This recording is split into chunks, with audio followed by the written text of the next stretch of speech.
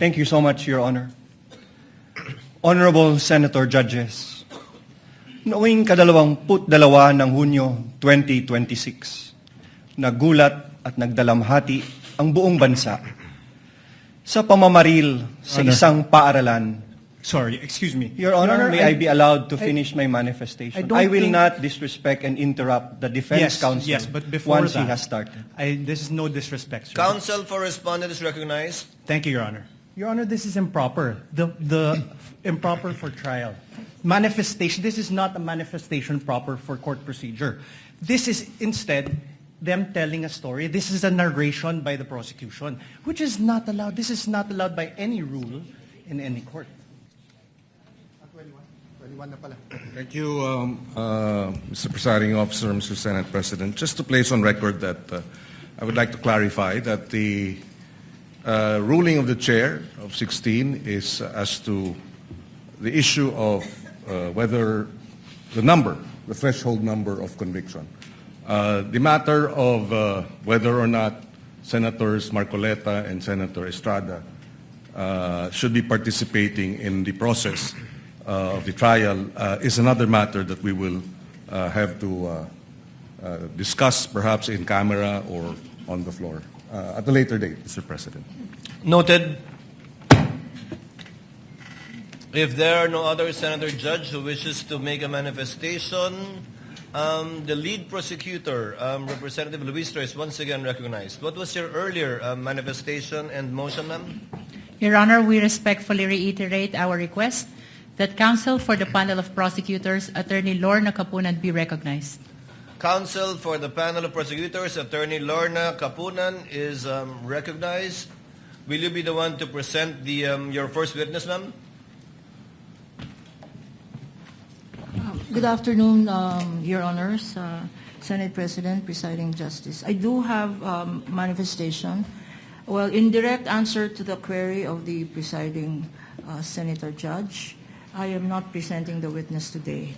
But I would like, with your permission, Your Honors, to manifest a query that we request be addressed by this Honorable Court, Presiding Judge, to the defense. The lady may proceed.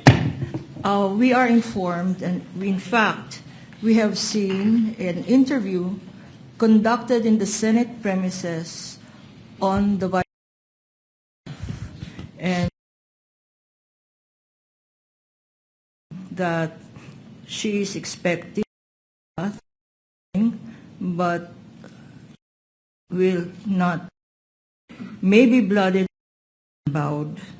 My respectful query, Your Honors, please, which could be directed to the defense counsels, is if the Vice President is in the premises, does she intend to appear personally before this impeachment court? And that is preliminary to another manifestation that I would like to make. Your Kindly Honors, proceed please. with your next one, counsel. Because the chair is not yet sure if it will even address this to the counsel for respondents or will simply answer the query of the counsel for respondents. This is relevant to the presentation that we will be making this afternoon, Your Honors. This court will recall your own statements, Mr. Presiding Judge, that on Tuesdays, every Tuesday of every week, that the prosecution must indicate who the witnesses they intend to present before this court will be. This is to enable the impeachment court to issue, when appropriate, and if deemed necessary, a subpoena for such witness. And that is my query this afternoon, because an presentation of witness on the first article that we will be presenting, which is grave threats and acts of sedition, Your Honor. One of the key witnesses, hostile, albeit hostile, would be the Vice President. And therefore, if we can inquire if it is her intention to again appear in the premises of the Senate, because we are already respectfully informing this honorable court that we will manifest that we will have a written request for her presence in connection with this article on grave threats, Your Honor. That is the relevancy of my manifestation. The chair would like to rule on the manifestation and request of the counsel for prosecutors instead of throwing the question to the counsel for respondents, for the simple reason that I do not want to, the parties to engage in a debate before this court. You can very well do that with the presentation of your witness through direct and cross-examination, redirect and recross. To answer, the impeachment rules do not mandate nor require the respondent to attend any hearing or trial of the impeachment court. Whether she was in the building earlier or arrived after, it is totally up to the respondent because from the point of view of the court, she is represented in this court through her counsel already. Should the counsel for the prosecutors desire to call the respondent herself, the court will act on that motion and request once it is made and or filed and need not make a ruling at this point in time. Because of course, when that motion is made, we will ask the counsel for respondent to make a comment and or reply. Thank you, Sir Presiding Judge, Justice, Senator Judge. We yield to the wisdom of your decision. Thank you, ma'am. With that, we will reserve the right. We are not waiving the right to do call her at the appropriate time and to do file the appropriate request for subpoena ducis tecum and subpoena testificandum. On that matter, Your Honor, I have no further questions and would like to turn over the floor to our lead public prosecutor. Thank you, Thank Counsel you, for Your Honor. Prosecutors, Attorney Lorna Kapunan, for your remarks, which are duly noted. Yes, the lead prosecutor is recognized. Your Honor, as manifested yesterday, the articles of impeachment is divided into 4 teams, and I would like to turn over to the head prosecutor of Article 4, that is threat, the Honorable Lawrence Defensor. May I request that he be recognized, Your Honor. The member of the panel of prosecutors, Congressman, the Honorable Lawrence Defensor, is recognized for his introduction of Article 4, I presume? Thank you so much, Mr. Presiding Officer. May I be allowed to make a manifestation to introduce Article 4? Before you proceed, Senator Judge Cayetano is recognized. Before that, I ask for your indulgence from the prosecution and the defense.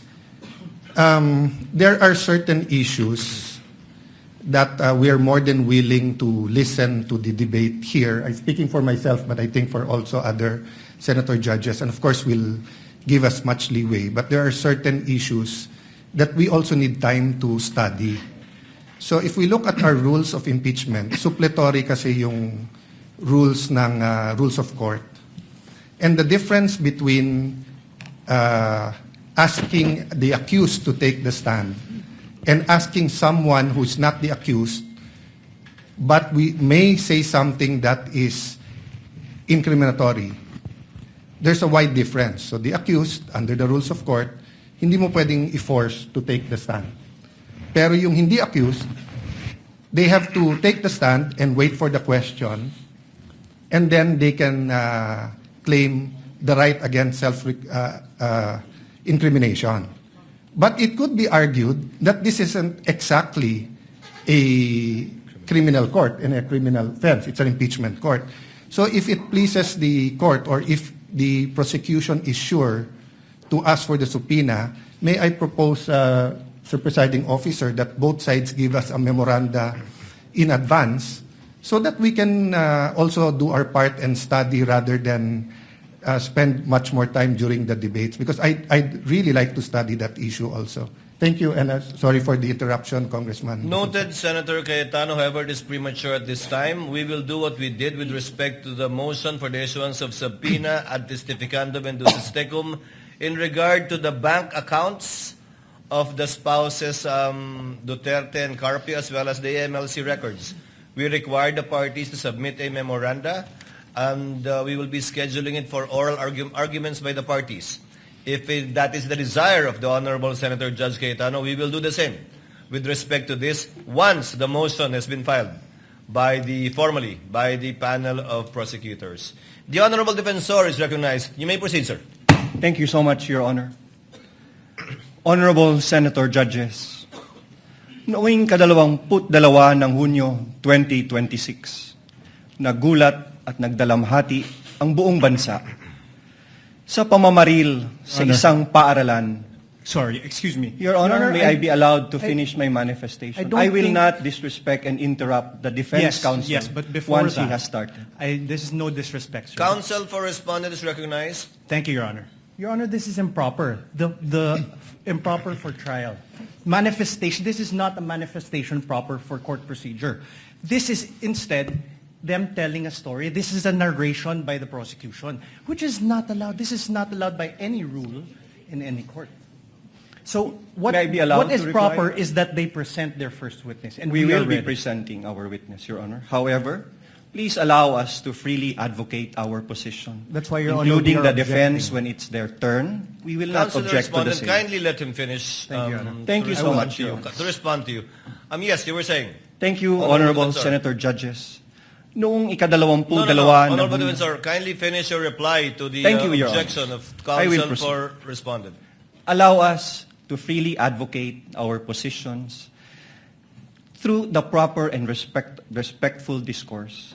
This is not prohibited under the rules. In fact, the court has declared that yesterday the rules will not comply with the strict procedures of a judicial proceeding. Each article is a separate complaint, and it would be the proper guidance for the senator judges, lalo na po sa ating mga kapwa Pilipino na nanonood, para mas lalo nilang maunawaan ang ipipresenta naming ebidensya. The impeachment is a sui generis. Sui generis dahil kakaiba ito, hindi ito judicial, administrative, o civil o criminal proceeding. Hayaan niyo po kaming magbigyan ng 5 minuto para mailatag namin kung paano namin maipresenta at ang basihan namin sa pagpresenta ng aming ebidensya. Your Honor, may I respond? The presiding officer should rule. Although indeed we will interpret the rules liberally, and although indeed this is a sui generis proceeding, neither will we allow any dilatory moves and/or tactics, and I will bind and hold you to your 5 minutes, Honorable Defensor. Absolutely, and we Your will Honor. clock it. Your Honor, we will may- afford the same opportunity to the counsel for respondents when their turn arrives. Thank you, Your Honor. May I proceed, Your Honor? You may proceed. Honorable Senator Judges, noong ika-22 ng Hunyo 2026, nagulat at nagdalamhati ang buong bansa sa pamamaril sa isang paaralan sa Tacloban City na ikinasawi ng 3 batang mag-aaral at ikinasugat ng marami pang iba. Ang mga salarin, mga minor de edad, sa kabila ng kanilang murang edad, agad na kumilos ang mga otoridad upang ipatubad ang mga umiiral na batas. Ang mensahe ay malinaw. Ang pagpigiging bata ay hindi nangangahulugang walang pananagutan.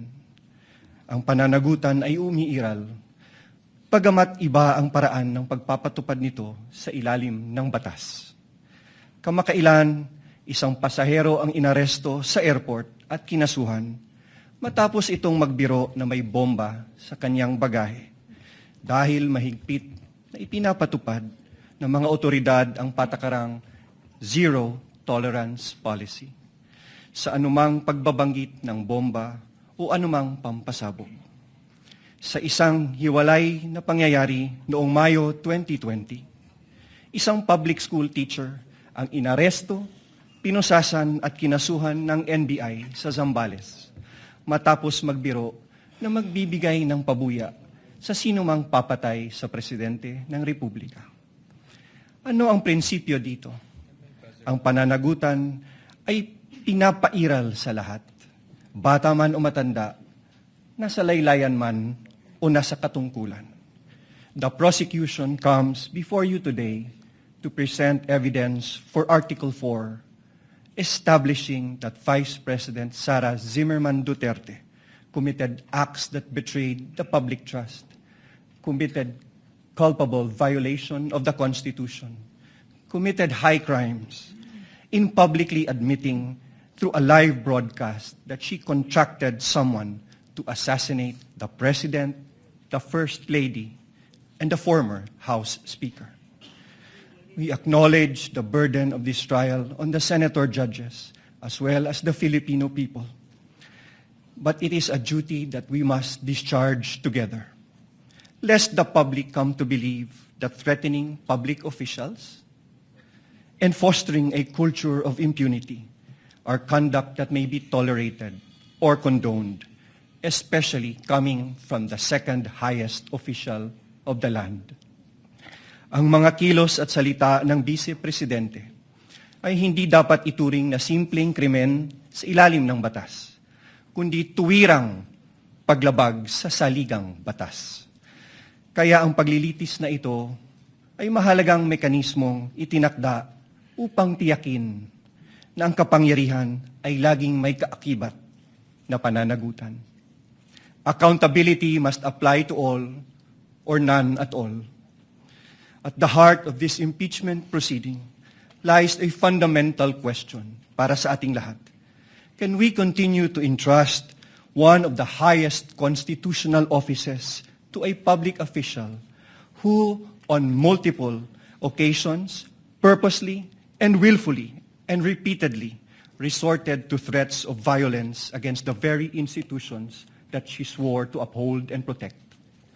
The evidence presented in this article are not just derived from testimonies and authenticated documents, but from the Vice President's own words, own conduct, her very own public admissions.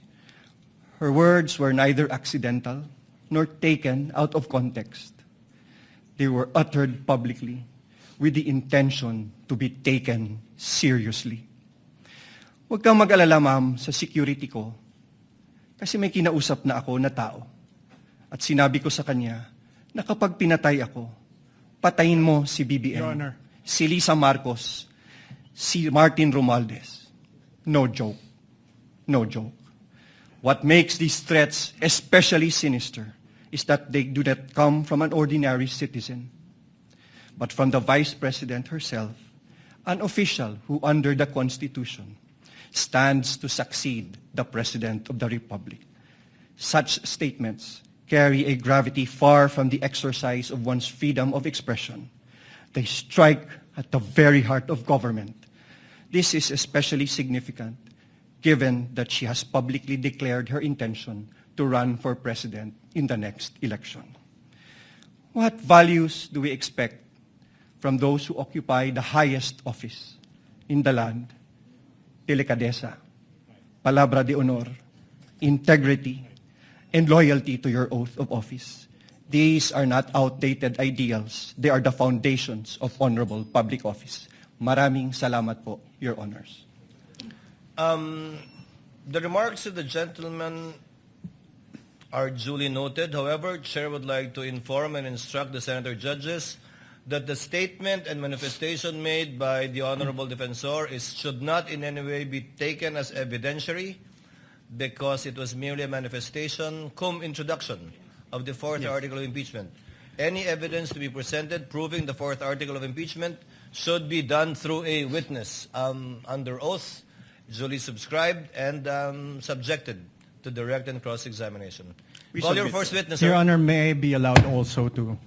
Your Honor, we move to strike that opening statement. It's improper for trial. It is not evidentiary in nature. And it only provides conclusions of fact and law. Most of it is irrelevant. And fact of the matter is the prosecution should present evidence and not manifest in this improper manner. May I be recognized, Your Honor? No need. Motion is denied. Let it remain in the records and as instructed by the chair for the senator judges not to consider, deem whatever statements were given by the Honorable Defensor as evidentiary in any way, shape, size, or form. Again, counsel, call your first witness. Your Honor, may I request I- permission to Your Honor- recognize counsel for the panel of prosecutors, Attorney Virgil Ligutan, to conduct the examination of our first witness. Your He Honor, will may be under I- the direct Counsel suspension for and control respondent, what is your pleasure? of Your the Honor, panel may of I prosecutor. register my continuing objection to the opening statement by the prosecution. Well, I don't think he'll do it again, but nevertheless, so noted. Thank you, Your Thank Honor. you. Your Honor, may I request that Attorney Virgil Ligutan be recognized to conduct the examination of our first witness. Counsel for prosecutors, Attorney Virgil Likutan, so that we can have the records clear. Did I pronounce your name correctly, sir? Your Honors, magandang hapon. My full name is Attorney Amando Virgil Discartin Ligutan, Your Honor, please. And you've entered your appearance yesterday, Yes, counsel? Your Honor. Duly entered my appearance as one of the counsel for the prosecution. You may proceed, sir. Call your Thank first you witness. Thank you so much. Mga kababayan,